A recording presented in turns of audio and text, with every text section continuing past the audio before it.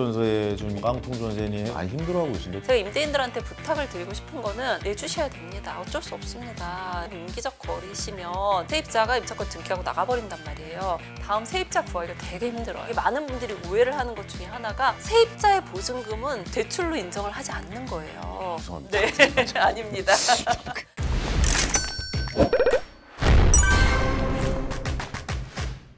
자, 또 이제 다른 이야기를 해봐야 될 텐데 청약에 관한 대출 이야기했고 그다음에 일반 매매에 대한 대출 이야기. 이 얘기 안 할 수가 없는 게 요즘 전세 대출이 또 맞아요. 고민이 많으세요. 전세 좀 이혼하는 뭐 깡통 전세니 해가지고 전세를 주셨던 분들이 많이 힘들어하고 계신데 또 뉴스에 나오는 거 보니까 DSR을 풀어주겠다. 이렇게 좀 임대인에게는 DSR 풀어주겠다 뭐 이런 이야기가 나오고 있어요. 그러면 다 대출이 된다라는 거니까 어떻게 받아들여야 되는 거예요? 정부에서 이렇게 발표를 하면 사실은 이제 정확한 규정이 나올 때까지 기다리셔야 되는 게 맞고요. DSR은 일단 풀어준다고 얘기를 했지만 DTI 수준으로 보겠다. 네, 무한정 해준다는 건 아니에요. 원하는 만큼 해드릴게요는 아니고. 그렇죠. 대출은 조금 늘어날 수는 있겠죠. 그동안 신용대출이 많았다거나 하시는 분들은 모든 분이 그렇다는 건 아니고 이제 케이스 바이 케이스를 봐야죠.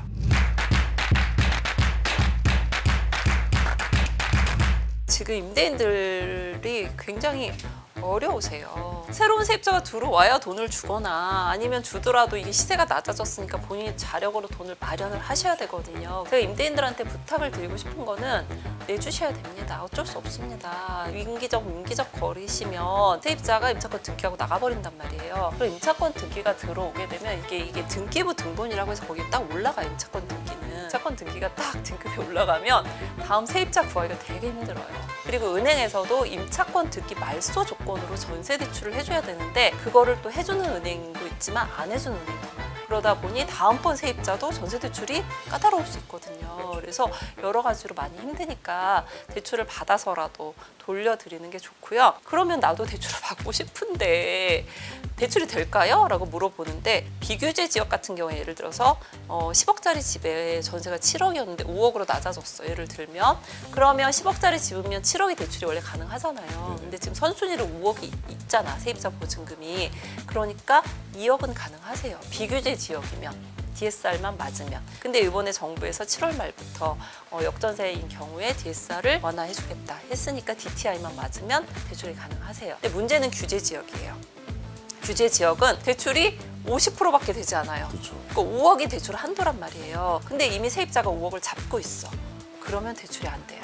이게 많은 분들이 오해를 하는 것 중에 하나가 세입자의 보증금은 대출로 인정을 하지 않는 거예요. 근데 우리의 집에 LTV라는 거는 모든 권리를 다 포함하는 거예요. 세입자가 선순위로 잡고 있으면 그 집은 LTV 없는 거예요. 내가 대출이 가능한 집인지 그거를 먼저 빨리 파악을 하셔야 되고요. 뭐 이게 안 되면 신용대출을 받으시던지 요즘 보험 약관 대출 정말 많이 받으시거든요. 그리고 청약 통장 담보 대출이라는 게 있어요. 예금 담보 대출도 있죠. 그렇죠. 예적금 담보 대출 이런 식으로 끌어모아서라도 이렇게 돌려드리려고 하시더라고요. 그건 돌려주는 게 맞죠. 그건 당연히 어떤 수단과 방법을 가리지 않고 돌려주시는 게 맞다라고 저도 좀 말씀드리고 싶어요. 그럼요. 그런데 이제 임차인분이 내가 지금 목돈이 필요하지 않다 이러신 분들 같은 경우는 여월세라고 하죠. 임대인이 이제 월세를 오히려 이자를 지급하는 경우도 있어요. 세입자가 그걸 허락하지 않을 가능성이 높다. 잘 얘기를 해봐라 라고 얘기를 하죠. 왜냐하면 임대인분들은 본인이 유리한 쪽으로 막 해석을 하시거든요. 해줄 것이다 라고 생각을 하는데 입장을 바꿔놓고 생각을 해라.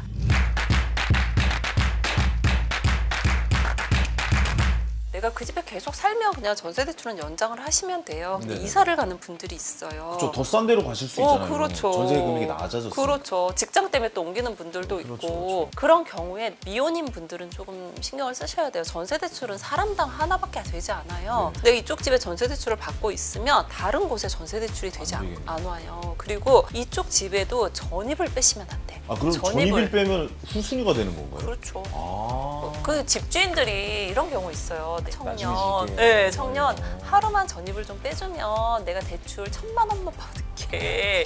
내가 월세 깎아줄게.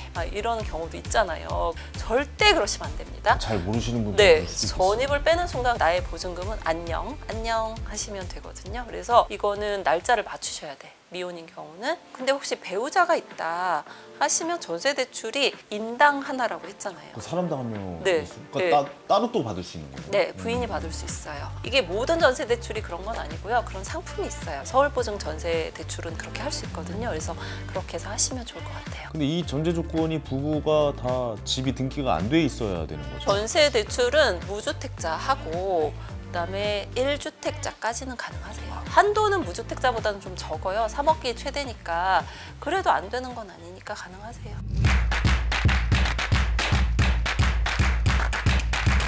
좀 별개로 생각을 하셔야 돼요. 그러니까 이제 현님 집에 전세 살던 분이 제 집 전세로 오시게 됐어요. 그러면 이분은요 전세 대출을 별개예요. 이쪽 은행에다 다 갚고 나오시는 거고요. 새로 이사가는 집에서는 대출을 새로 일으키는 거예요. 대출을 새로 해야 네. 되는군요. 이제 정부 상품 중에는 그런 상품이 있는데 이 집에 대출을 가져올 수 있어요. 그러면 집을 더 좋은 곳으로 이사할 때도 마찬가지네요? 그 대출 나는 많이 필요 없으니까 그냥 끌어오겠다 하시면 가져갈 수도 있어요. 근데 그런 경우는 흔치 않기 때문에 일단 그 집의 전세 대출은 갚고 그리고 새로운 집으로 새로 일으키는 게 맞아요. 예를 들어 5억짜리 집에 살다가 한 8억짜리 전세집으로 이사 가려고 해도 여기서 이걸 마무리하고 새롭게 8억을 받는 게 맞는 거네요. 전세 대출은 최대가 5억입니다. 죄송합니다. 네, 아닙니다.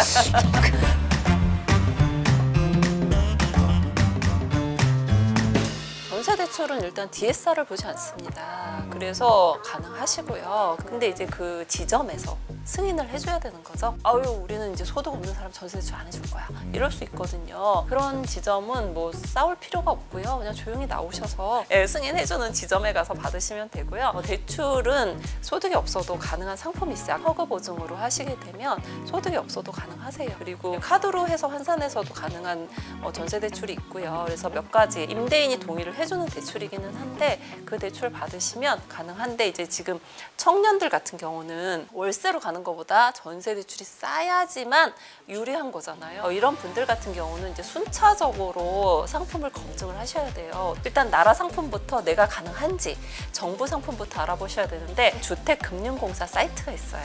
네, 거기 가서 버팀목 전세를 확인을 하시는 게 좋고요. 매매에서는 디딤돌 대출부터 확인을 하셔서 내가 요건이 맞는지 최저 금리부터 이제 순차적으로 올라가는 게 가장 좋아요. 대출을 받으면 금리가 1%, 2% 가능하세요. 그러니까 그 사이트에 들어가서 확인을 먼저 하시면 좋겠습니다. 알겠습니다.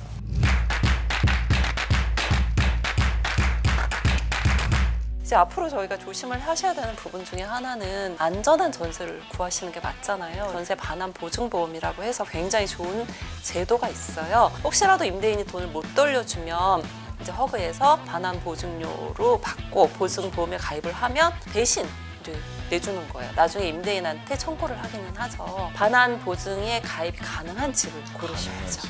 네, 집값은 큰데 대출이 조금 있는 경우는 반환 보증보험에 가입이 가능하니까 그거는 한번 따져보시는 것도 괜찮을 것 같아요. 10억짜리 집에 대출이 5천만 원 있다. 뭐 이거 안전한 집이잖아요. 네, 그래서 그 비율이 있거든요. 그래서 앞에 있는 대출과 나의 보증금이 90% 안에 들어오면 또 보증보험에 가입이 가능합니다. 우리의 전세 대출 중에서는 안심 전세라는 상품이 있어요. 전세 반환 보증보험에 가입이 의무 가입이에요. 반드시 가입을 해야지만 전세 대출이 가능하거든요. 그래서 그런 전세 대출을 이용을 한다라고 하면 대출하면서 자동으로 가입이 되니까 네, 좀 더 유리할 수 있겠죠. 자, 이렇게 대출 이야기를 총망라해서 한번 쉽게 전해드려봤는데 어떠셨는지 궁금하네요. 여러분들의 인생에 이 투자에 많이 도움이 됐으면 좋겠다 이런 생각을 하면서 저희는 이제 인사드려야겠죠? 오늘 고생 네. 많으셨고요. 다음에 또 인사드리도록 하겠습니다. 감사합니다. 1주택자, 4주택자들도 당첨이 되니까 저도 당장 좀 가입하셨으면 좋겠어요. 추첨대로 당첨된 분이 계세요? 네, 있어요. 정말 최근에 특별 공급도 나왔습니다. 묻지도 말고 따지지도 말고 10만 원씩.